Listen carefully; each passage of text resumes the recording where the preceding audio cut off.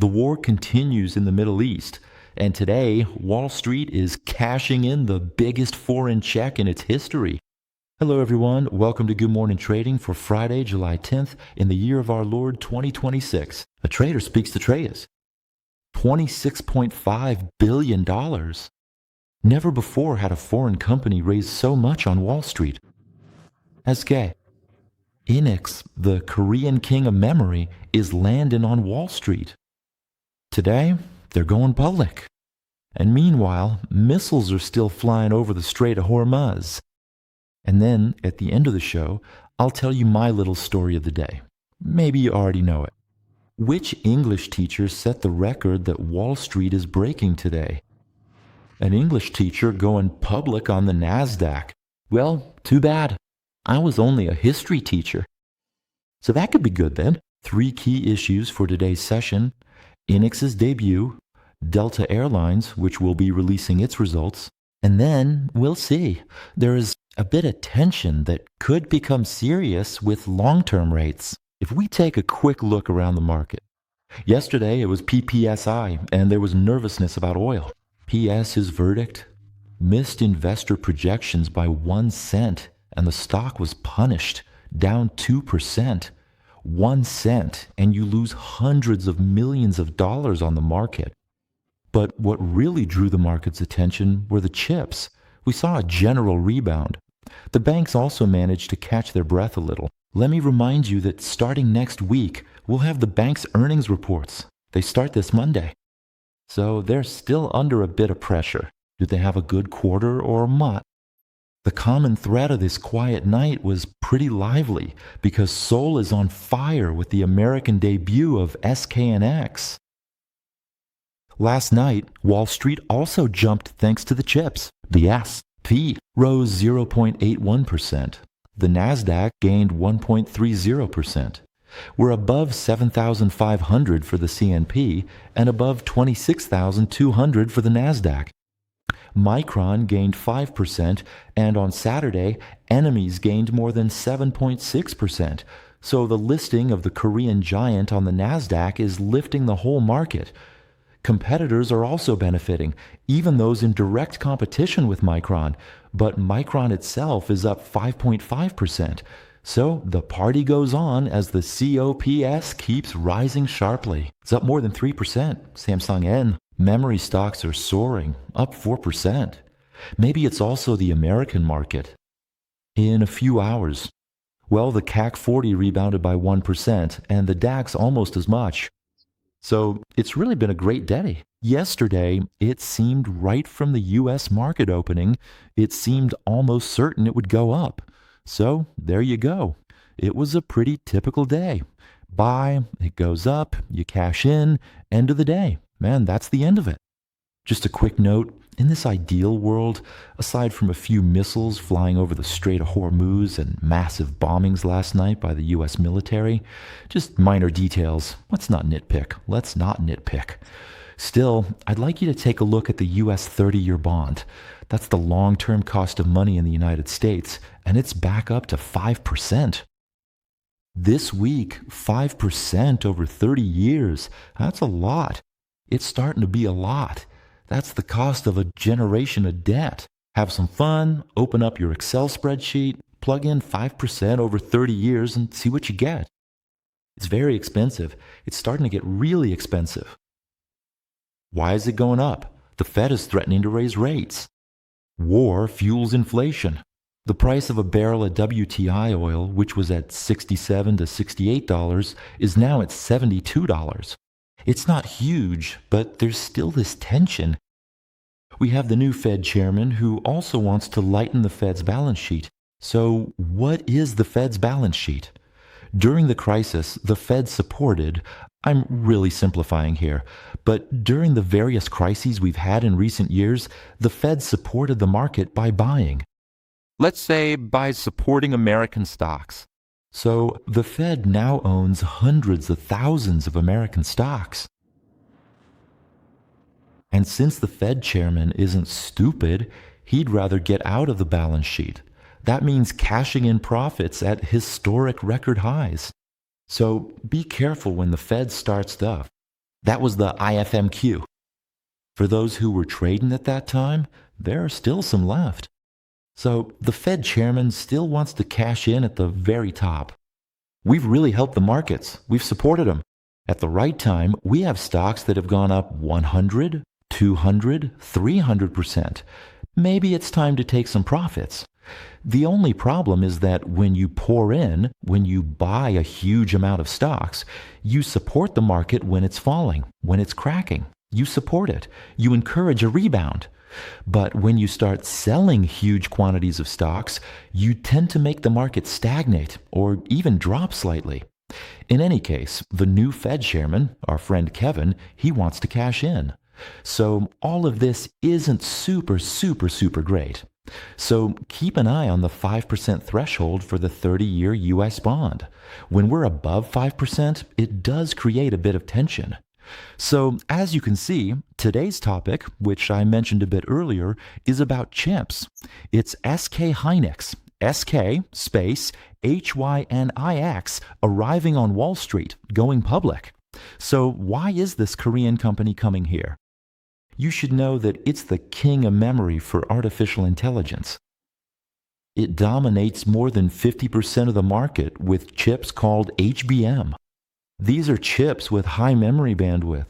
These are the memory chips that NVIDIA uses for development, for AI. So they're looking to raise between $26 and $5 billion at $149 per share. Why we win? We're actually sure about all of them. The shares that were put on the market were sold at a price of $149. It's the Swiss company UBS that placed them, and they're happy because every time they got a little something for each share they managed to sell. They had no trouble at all. They had no trouble because demand exceeded supply by 7 times. 7 times? What does that mean? For every share you could buy, there were 7 buyers who wanted that share. So, to put it simply, if you ask for 700 shares, you'll get about 100 that will actually come through. You paid $149 for them, very good. Well, at the opening of Wall Street, it's going to be listed instantly. Supply and demand. Then we'll see if it takes off or if it drops. If the stock price begins to stagnate, usually with an IPO, during this specific period you had that significant demand coming from potential buyers for a share. The stock should go up, at least for a good part of the session. If there are people who were frustrated and didn't get as many shares as they wanted, they're probably going to try to buy more right at the opening, so keep an eye on that $149 mark. It can be pretty entertaining, pretty fun to watch. Let's move on to technical analysis, and thanks to the miracle of computer technology, it's working today.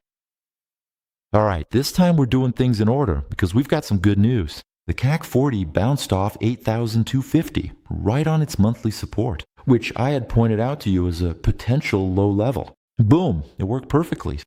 It bounced back, up 1%, and now we're stuck at the monthly pivot. A classic move, low point, monthly pivot, high point, monthly pivot. It made its move, there was 1% to take, that's done, it's no longer up for grabs. Now, we're going to wait on the DAX 40, same thing. It bounced back very precisely over the past 48 hours. It bounced 4 times off its monthly pivot, and each time it shot up. But it's not just a monthly pivot. It's also the mega super level of 25,000. Sometimes it works, sometimes it doesn't. But generally on the first try, it works extremely well. Then a second time, a third time, and well, now a 4th time. It's rare for it to work so repeatedly in such a short time frame.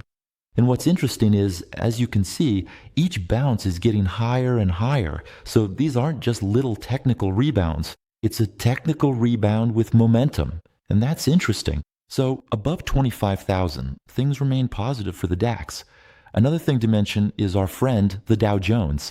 And, well, you know what made us take a look. That rascal hit an all-time record high at the start of the week, on Tuesday.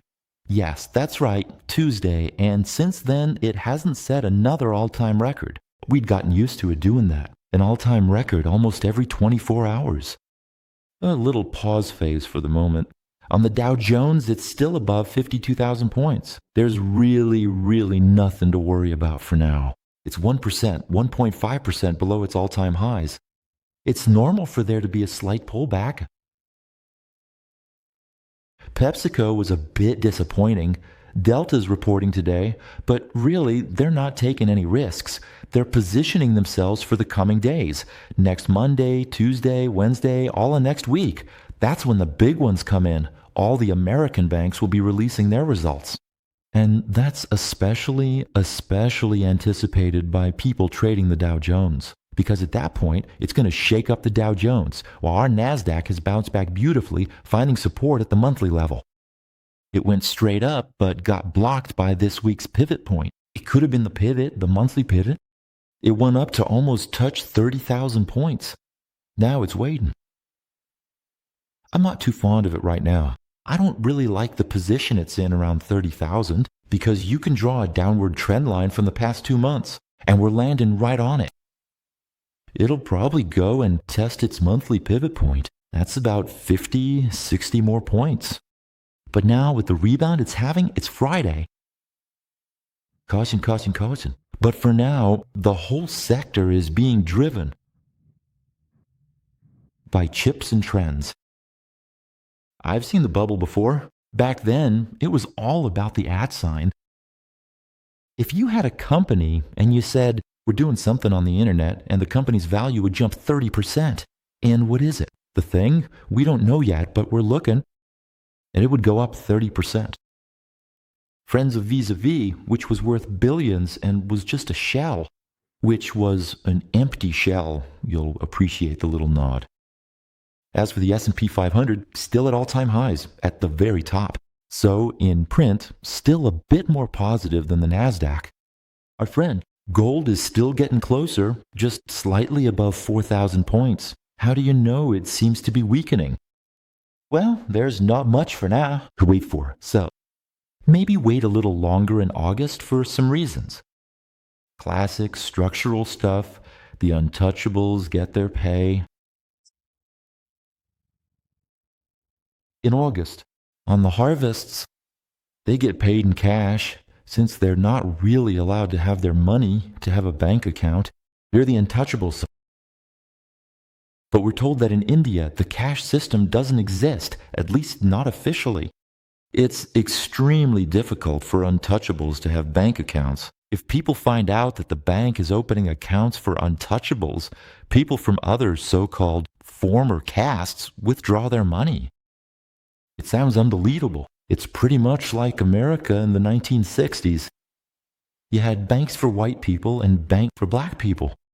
And when white people found out that they were, if black people had accounts open at that bank, the most racist white people would withdraw their money. It's just basically, it was like apartheid in the 1950s and 60s in the United States. That's where the liberation movement came from. Martin Luther King, Malcolm X, and so on. It's absolutely mind-blowing. And in India, you still have that today. So they're paid in cash, and since they can't deposit that cash in the bank, they buy gold with it. Now, they buy very little gold individually, but since there are tens and hundreds of millions of them, I encourage you to check the price of gold around the end of August. There's a small recurring pattern, a little bounce in gold prices, and it's believed, at least in economic history, that this small surge in demand comes from the fact that the untouchables protect their pay, especially since there's quite a bit of inflation in it. So it's better to convert it into a metal. Gold protects you.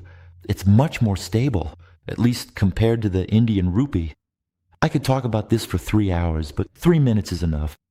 About Bitcoin at 65,000, it's regained a bit of momentum after dropping below 60,000. That dip was a bit of a blow. So there you go, 65,000. Now to see it hit 100,000 again, they need to recover more than 50%. So we'll see. There's not much more to say. We're no longer in that crazy hype phase like the tulip mania we saw before. A lot of people have been wiped out. Now, the biggest companies in the world hold Bitcoins, and some are selling them. Over 2,500, I think, just last week. So, since they're no longer accumulating and are actually selling, it's not exactly a great signal for the markets. And what are we missing? We're still missing our little barrel of oil. We had a little spike up to 76, and right now we're at 73. When it's below 70, it's great for filling up the tank. So, as we can see, people aren't really that worried about the missiles and bombings.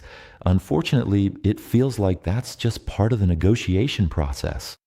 Let me remind you that when peace was being negotiated during the Algerian War or the Vietnam War, that's when politicians would ask the military to hit the hardest with carpet bombings. When looking back at the conflict over North Vietnam, some of the most intense and devastating aerial bombings in history actually took place just a few short weeks before the final peace agreement was officially signed by President Richard Nixon's administration. And the North Koreans, wait, no, I meant the Korean War, by Nixon and the North Vietnamese. Why? Because we still have prehistoric men, and when you negotiate, you have to show strength. We flex our big muscles, we feel like we're stronger, so we bomb a little more, saying, if you don't sign, I'll give you a big headbutt. I'm the strongest. You see, it's really like prehistoric men. After 50 million years of evolution, we don't throw rocks at each other's heads anymore. We throw bombs. It just hurts a little more, that's all. But psychologically, overall, it's the same. So here we go. Hello, it's me. So let's sum up. The market is partying in the middle of a war. We've got rebounds, we've got records, we've got a giant IPO. So this party doesn't mean, I think a certain discipline is needed. If you had a week like mine, I did Monday, Tuesday, Wednesday, Thursday, all green days. I really like the number I see on the screen. Today, I'm not trading. I'm taking a break. But be careful. When I say I'm not trading, obviously, if I walk by the screen and there's really something you just can't miss, I'll take it. I'll grab my little points. But that's really not the point at all. The goal isn't to trade today. Just a little anecdote for the day. So what were you doing on September 19th, 2014? September 19th, 2014. Honestly, I have no idea either. But anyway, on September 19th, 2014, Alibaba, the Chinese giant, made its debut on the New York Stock Exchange, and it managed to raise $25 billion. That was a world record. Jack Ma, the CEO of Alibaba, who used to be an English teacher, became a legend in just a few hours. Today, that record has been shattered by SK. Inex, which raised 29. Actually, I meant 26.5 billion, just a little billion and a half more. And the record has been broken for the record, Alibaba. I checked. On the day it went public, it jumped 38%, up 38% on the very first day. A few weeks later, its revenues were at the initial price, and even a little lower. So we'll see if it breaks the record. Thank you. The record for fundraising on Wall Street. Will they beat the 38%? That's not a record for an IPO, but will they do better than Alibaba? So, a quick question that I'm definitely going to be asked. Why do Chinese and Korean companies go public on the NASDAQ in the United States instead of in their own countries? Well, the answer is simply to raise a lot more money. It's as simple as that. They could absolutely go public in their own country without any problem, but they would never have raised $25 or $26 billion. It's a bit like your painting. If you put it up for sale at the local auction house, well, if you put it up for sale, and if they agree to sell it at Sotheby's or somewhere similar, you can easily add 3 more zeros to the price. It's exactly the same thing here. The NASDAQ hosts the leading companies. So if you're not a leader, you don't get into the NASDAQ. That's it. The Americans are smart. because with that, they get volume, volatility, commissions, and everything else. If it had been listed on the Paris Stock Exchange, why not? No one wants to go public on the Paris Stock Exchange, not even the big successful French companies. They'd rather get listed, especially for tech companies, on the NASDAQ. There you go, you probably suspected it anyway, but still, thanks for sharing this moment with me. Stay curious, as always, big hugs. We'll see each other again on Monday, and normally the first history video will finally be out. Beginning, I'm relaunching my career as a history teacher. There you go, and it'll be exactly the same thing. History doesn't pay at all, but it's a pleasure to talk about it. Ciao, hugs to everyone.